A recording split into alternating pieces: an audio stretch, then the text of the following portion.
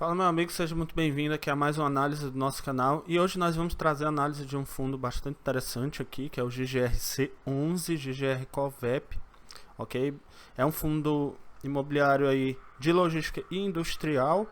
Para você que não conhece, você vai estar vendo agora os principais pontos desse fundo imobiliário. Vamos trazer aqui o último relatório gerencial dele, ver como é que está a situação atualizada dele. E no final vamos ver aqui os pontos positivos e negativos do GGRC11, beleza? Vamos lá começar com a análise. E esse vídeo não é conselho de investimento ou recomendação de compra ou venda.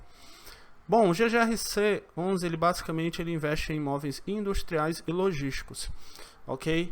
Com a finalidade atípica, ou seja, os contratos deles são atípicos, são build to suit, né? Retrofit ou sale leaseback. Build to suit é um imóvel que ele é construído especificamente para um inquilino. E aí, como o fundo está tendo que ter esse risco de construir imóvel, esse imóvel todo ele já faz um contrato ali atípico com aquele inquilino, um contrato de longo prazo, e esse contrato impõe pesadas multas para o inquilino se ele for querer sair. Então não compensa para ele sair. Isso garante também que o fundo vai ter um retorno do investimento dele e é mais seguro, certo? Vamos lá. Segmento dele logístico e industrial, certo? Data de IPO 3/5/2017, ok? Relativamente recente. Gestor é a Supernova Capital. E o mandato dele é híbrido, ok? Ele não tem o objetivo apenas de oferir renda dos imóveis dele, ele pode fazer outras operações também. E a participação no IFIX dele é 1,38%. Taxa de administração é 1,10% ao ano sobre o valor de mercado, mais taxa de escrituração. Vamos lá. Vamos para os dividendos. Nos últimos 12 meses ele distribuiu 7,05% de dividendos e no último mês 0,54%. Só que quem adquiriu lá atrás no IPO, hoje recebe 0,64% ao mês em relação ao valor que pagou lá no IPO, né? Ou seja, o efeito do longo prazo aí, né? Sempre melhorando os dividendos.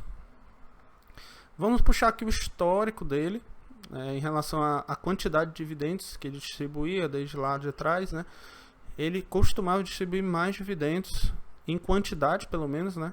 Em relação a hoje, certo?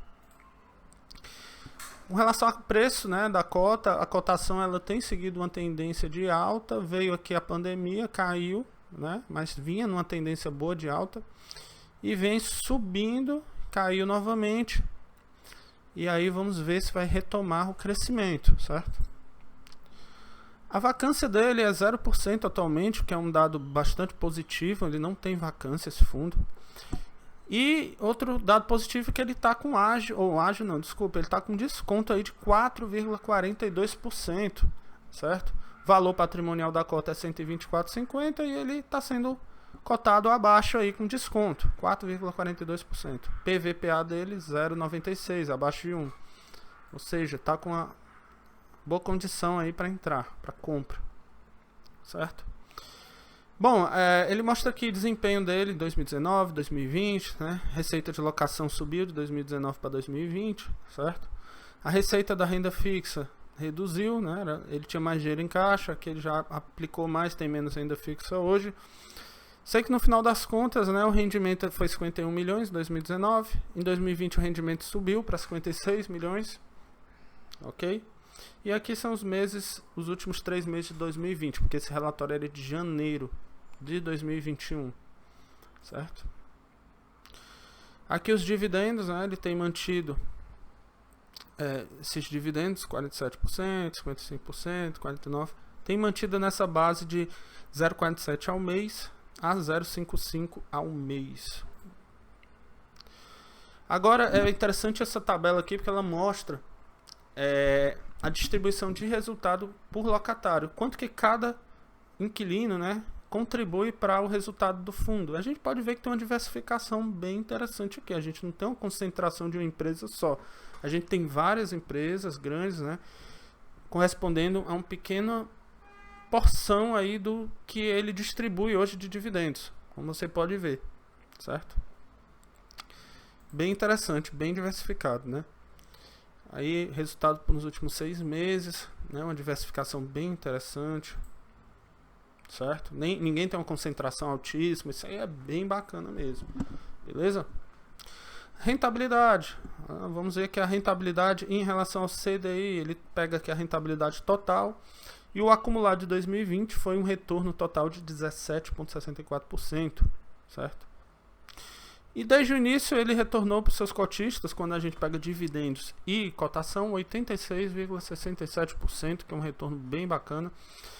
E se você for pegar, né, comparar com o CDI, né, CDI líquido e fixo, né, o CDI ele teve um desempenho 19,26%, né, quando você compara com o CDI bem acima, né? E o IFIX teve um retorno de 40,98%, então ele está bem acima, né? Dividend yield, percentagem em cima do CDI, né? Só de dividend yield em relação ao CDI, desde o início, ele rentabilizou 174% a mais, certo? E resumindo aqui, ele ficou acima do IPCA, do CDI e do IFIX ficou bem acima, beleza? Rentabilidade desde o início, aqui uma planilha comparando o que eu já tinha falado. Agora vamos para o reajuste, né, dos contratos, né, por mês.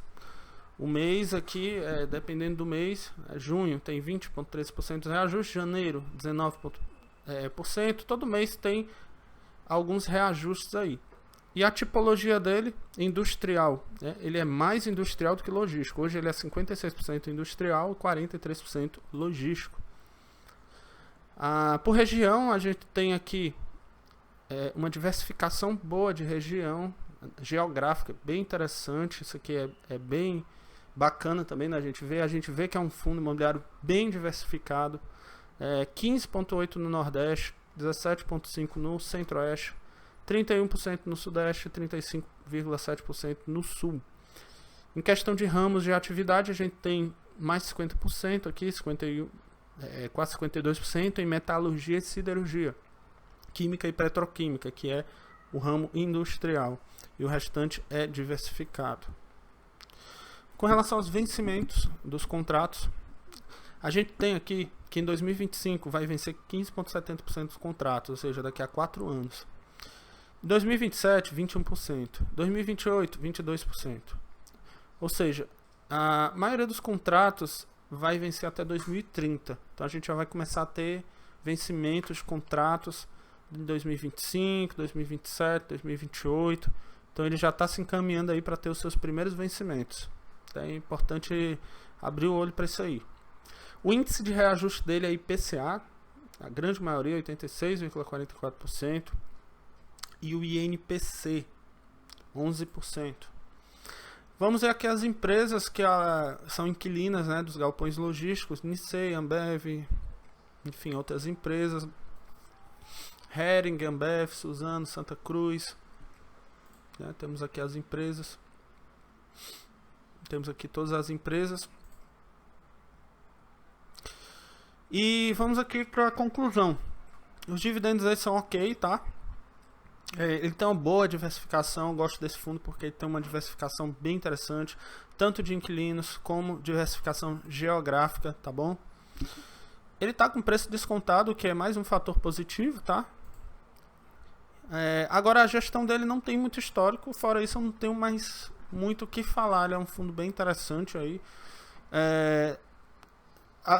Diria mais uma desvantagem ao setor de indústria. O setor industrial, ele, no Brasil, ele sofre bastante. Isso aí pode ser também uma desvantagem.